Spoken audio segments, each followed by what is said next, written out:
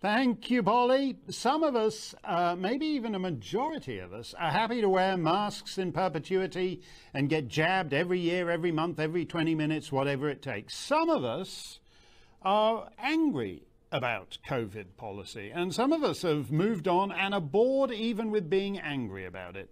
But COVID has been the biggest public policy disaster in peacetime of the last century, and every day brings new studies, new findings that confirm the last 2 years of life in the Western world as a blizzard of lies.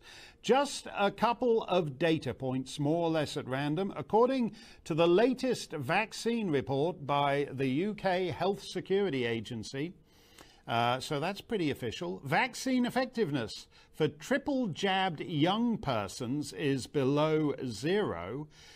For triple jabbed old persons, it's also below 0. These graphics come from my old chum, Toby Young's Daily Skeptic website, because for some reason the government agency gives you the numbers but doesn't put them into an at-a-glance graph. If you're 60 or older, the triple jabbed are 5 times more likely to get COVID than the unvaccinated.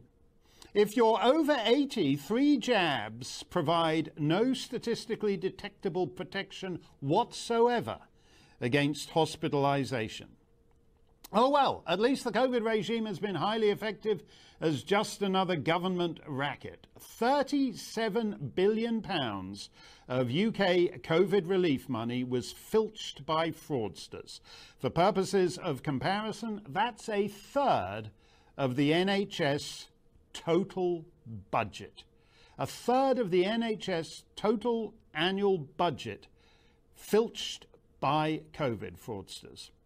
Hundreds of footballers and other athletes have died of heart attacks after getting a COVID shot. Hundreds of guys dropping dead, often on the pitch in the peak of condition.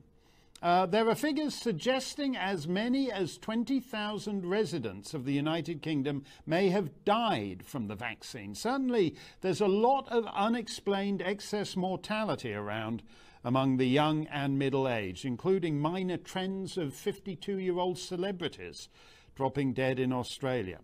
This is a public policy scandal, although a lot of highly educated citizens of developed nations share a measure of the blame. These are the people who drone zombie-like, follow the science, must follow the science, follow the science, as if being a freeborn individual involves no more than listening to whatever Professor Pantsdown and those overnighted nitwits at the press conference say and then doing it forever and ever.